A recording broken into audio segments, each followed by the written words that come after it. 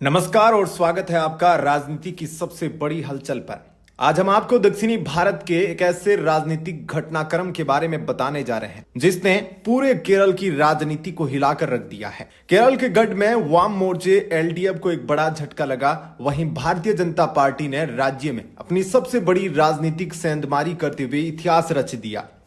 केरल की राजधानी तिरुवनंतपुरम की राजनीति से इस वक्त की सबसे बड़ी खबर सामने आ रही है।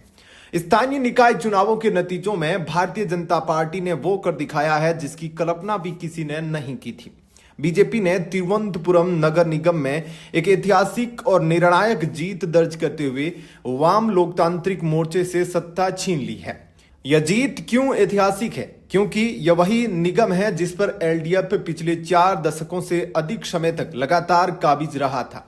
राजधानी के सबसे बड़े शहरी निकाय में यह सत्ता परिवर्तन वाम मोर्चे के लिए एक बड़ा राजनीतिक और मनोवैज्ञानिक झटका माना जा रहा है जो उनकी अभेद छवि को तोड़ता है।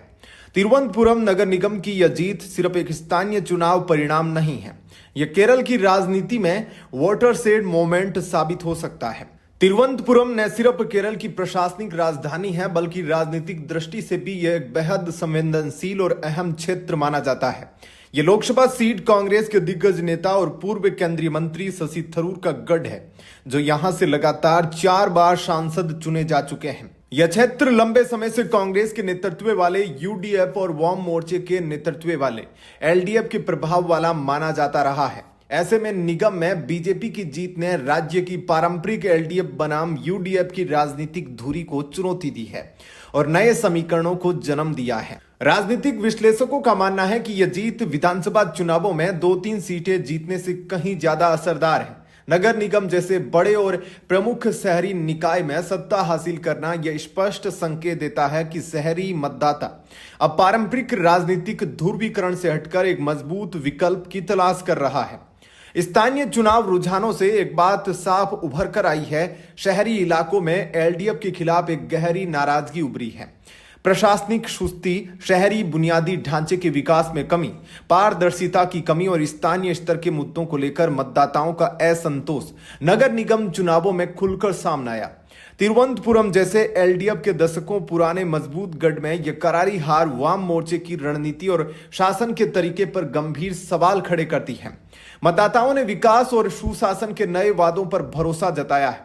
बीजेपी ने इस जीत को ऐतिहासिक और निर्णायक जनादेश बताया है। पार्टी नेताओं में भारी उत्साह है। उनका कहना है कि यह परिणाम केरल में बीजेपी के बढ़ते संगठनात्मक आधार और जनता के बदलते मूड का स्पष्ट प्रमाण है। बीजेपी कार्यकर्ता इस जीत को केरल में पार्टी के लिए भविष्य की राजनीति का एक मजबूत और निर्णायक आधार मान रहे हैं। प्रधानमंत्री मोदी ने कहा, थैंक यू तिरुवनंतपुरम। इस ऐतिहासिक जनादेश के बाद प्रधानमंत्री नरेंद्र मोदी ने तुरंत शहर की जनता और बीजेपी कार्यकर्ताओं को बधाई दी। उन्होंने सोशल मीडिया प्लेटफॉर्म एक्स पर लिखा, thank you Thiruvananthapuram. PM Modi ने इस जनादेश को केरल की राजनीति में एक वॉटरशेड मोमेंट करार दिया। उन्होंने आगे कहा कि तिरुवनंतपुरम नगर निगम में बीजेपी एनडीए को मिला समर्थन इस बात का संकेत है कि राज्य के लोग मानते हैं कि केरल की विकासात्मक आकांक्षाओं को केवल बीजेपी ही पूरा कर सकती है। उन्होंने शहर के विकास और आम लोगों के लिए ईज ऑफ लिविंग को और बेहतर बनाने का भरोसा भी दिलाया। वहीं वाम लोकतांत्रिक मोर्चा एलडीएफ नेतृत्व ने इन नतीजों को अत्यंत गंभीरता से लिया है। वाम नेताओं ने आत्ममंथन की बात कही है। उनका कहना है कि चुनाव परिणामों का वार्ड स्तर पर विस्तृत विश्लेषण किया जाएगा और जहां भी जरूरत होगी वहां सुधारात्मक कदम उठाए जाएंगे।